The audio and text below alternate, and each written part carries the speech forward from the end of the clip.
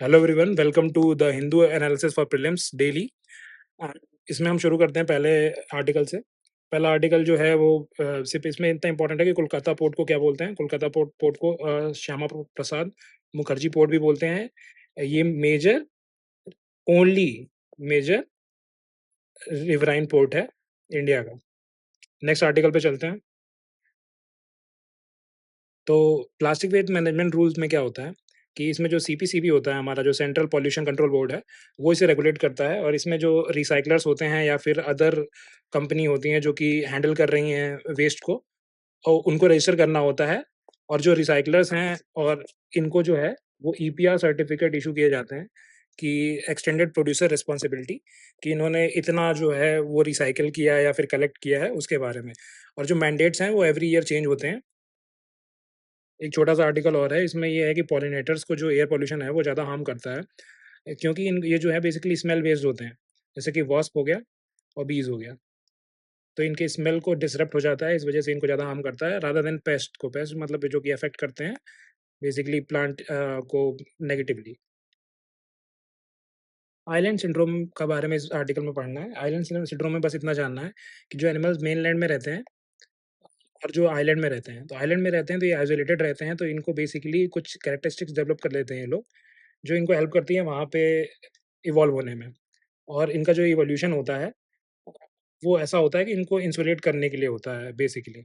और जबकि very it is very different from mainland. तो बस इतना ही याद रखना है कि आइलैंड सिंड्रोम क्या है, कि वहाँ की एडेप्टेबिलिटी के हिसाब से, क्योंकि रिसोर्सेज़ वहाँ कम होते हैं, उसको उससे अडॉप्ट करने के लिए वहाँ के जो स्पीशीज़ होती हैं, वो अब कुछ अपने आप में इवोल्यूशन लाती हैं, उसी को कहते हैं आइलैंड सिंड्रोम।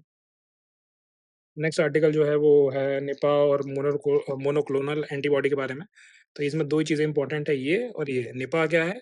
ये आरएनए बेस्ड वायरस होता है। 2 तरीके के वायरस होते हैं, आरएनए और डीएनए। तो ये आरएनए बेस्ड वायरस है और ये बेसिकली ज़ूनोटिक होता है। Zoonotic means animal to human transmit हो सकता है। और केरल वगैरह में ज़्यादा इसके केसेस देखे जाते हैं। फ्रूट बैट्स जो होते हैं इसके रिज़र्वॉयर। रिज़र्वॉयर का मतलब क्या हुआ कि they carry Nipah virus in their body. और मोनोक्लोनल एंटीबॉडी क्या होती है? मोनोक्लोनल एंटीबॉडी बेसिकली क्या होता है कि जैसे जो वायरस होता है उसके उसका जो प्रोटीन होता है या फिर एंटीजन जिसे हम कहते हैं, उसको हम लेके किसी ह्यूमन बॉडी में इंजेक्ट करके हम क्या करते हैं, उसके ब्लड सीरम से जो एंटीबॉडीज़ प्रोड्यूस हुई हैं, उसको एक्सट्रैक्ट कर लेते हैं और आर्टिफ़िशियली दूसरे इंसान को ये जो एंटीबॉडीज़ हमने दी हैं, ये इंजेक्ट करके दूसरे इंसान को दे देते हैं ताकि वो भी एंटीबॉडीज़ डेवलप कर सके। और इस तरीके से क्या होता है, इम्यूनिटी डेवलप हो जाती है। तो बेसिकली ये क्या होती हैं, ये आर्टिफिशियल बॉडीज़ होती हैं। और दूसरा इनकी जो स्पेसिफिक टाइप ऑफ एंटीजन को ही ये अटैक करती हैं। मतलब वेरिड एंटीजन्स को नहीं, सिर्फ स्पेसिफिक टाइप ऑफ एंटीजन को ये अटैक करती हैं। नेक्स्ट आर्टिकल पे क्रिटिकल मिनरल्स के बारे में दूसरा आर्टिकल है। क्रिटिकल मिनरल्स बेसिकली क्या होते हैं, ये वो मिनरल्स होते हैं जो कि स्ट्रेटेजिकली वेरी इंपॉर्टेंट है इन द कमिंग ईयर्स, जैसे कि जो कि हेल्प कर सकते हैं हमें ग्लोबल वार्मिंग में और इस सब चीज़ों में। तो इनकी डिमांड बहुत हाई है। तो हम बेसिकली क्या है, इम्पोर्ट डिपेंडेंट बहुत ज़्यादा है इन सब चीज़ों पे। जैसे लिथियम के लिए हम इम्पोर्ट डिपेंडेंट हैं। कॉपर हम 95% ऑलमोस्ट इम्पोर्ट करते हैं। तो हमने बेसिकली क्या हुआ था कि 2023 में हमने चेंजेस किए थे फॉर क्या 20 या 24 मिनरल्स, जो क्रिटिकल मिनरल्स थे, इनका हमने अलाउ कर दिया प्राइवेट सेक्टर को माइनिंग वगैरह और जो प्रोस्पेक्टिंग वगैरह हम एक ही साथ लाइसेंस देना शुरू कर दिए हैं ताकि हमारा ग्रीन ट्रांजिशन हो सके। तो हमें ये याद रखना है कि कॉपर जो है बेसिकली ये क्रिटिकल मिनरल है। 95% हम इम्पोर्ट डिपेंडेंट है। कोबाल्ट भी क्रिटिकल मिनरल है, ग्रेफाइट भी क्रिटिकल मिनरल है। और जो नेक्स्ट बात जो इसमें इम्पोर्टेंट है, वो है कि जो आईईए है, इंटरनेशनल एनर्जी एजेंसी है, ये एक रिलीज़ करती है ग्लोबल मिनरल आउटलुक।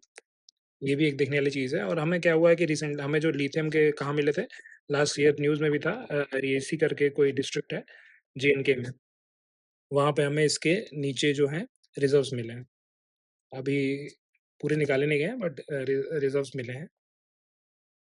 एक आर्टिकल में पाइनएप्पल के बारे में डिस्कशन था, तो पाइनएप्पल के बारे में हम डिस्क ये बेसिकली नॉर्थ ईस्ट में ग्रो किया जाता है, असम में भी।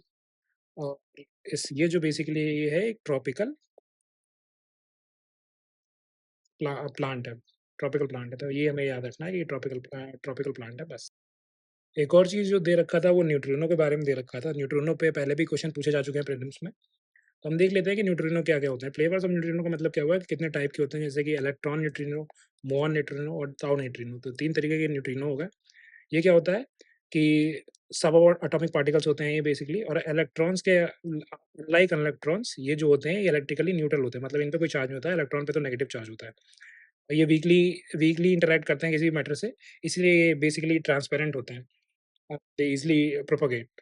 और जो इस ये कि ये फ्यूज़न में भी मिलते हैं, जो कि स्टार में होता है, और डीके में मिलते हैं, जो कि रिएक्टर वगैरह जो हमारा यूरेनियम रिएक्टर वगैरह होते हैं, न्यूक्लियर रिएक्टर उसमें इन दोनों में प्रोड्यूस होते हैं। और इसमें और कुछ इम्पोर्टेंट दिख नहीं रहा। अच्छा, मास तो होता है इनके पास, मास होता है, और बट ये जो होता है लाइटेस्ट होते हैं सब एटॉमिक पार्टिकल्स में। नेक्स्ट देखते हैं कि इसी के बारे में, हाँ, कि ऑब्ज़र्वेटरी वगैरह इंडिया में भी एक ऑब्ज़र्वेटरी है, तमिलनाडु में बन रही है। अभी पूरी तरीके से वो नहीं हुई है, तो वर्ल्ड में कहाँ-कहाँ पे है? ये भी ऐसे क्वेश्चन्स भी आ जाते हैं कभी-कभी। तो आप देख सकते हो कि जैसे आइस क्यूब न्यूट्रिनो जो है, ये अमंडसन में है, ये बेसिकली अमंडसन सी जो है अंटार्कटिका का वहाँ पे है। तो आप एक बार ऊपर से देख लेना, ग्लांस कर लेना कि सैडबरी जो है वो कनाडा में है, और कमियोकांडे ये जापान में है। तो ऐसे साउदर्न साउदर्न माइन्स यूएसए वगैरह में। तो एक बार देख सकते हो आप, ग्लांस कर सकते हो एक बार। और इसके बारे में एक्स्ट्रा इन्फॉर्मेशन भी है कि ये बेसिकली थेनी विलेज जो है हमारा तमिलनाडु का, वहाँ पे एक अंडरग्राउंड बनाई जा रही है ये लैबोरेटरी। अंडरग्राउंड इसलिए ताकि जो बाहर की जो हमारी रेडिएशंस है उससे ज़्यादा इम्पैक्ट ना हो। क्लोज़ टू द इक्वेटर इसलिए ताकि जो सोलर न्यूट्रिनो और इनके ऑसिलेशन है, इनको ऑब्ज़र्व किया जा सके। एक रिलेटेड टर्म याद रखना है, वो याद रखना है कि आयरन कैलोरीमीटर डिटेक्टर जो होता है, वो इसका पार्ट होता है। That's it, thank you.